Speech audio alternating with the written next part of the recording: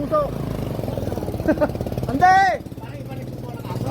Oh, ya. Hoy, luto na yung aso. Tikpak takwa ka dyan. Okay. Luto na yan. Pakuha ka. O kaya. Kaya kung gusto mo, pabilas ka. Lutuin niyo dyan, no? Ha? Wow. Lulutuin ko hanggang alas 4 lang ako ha.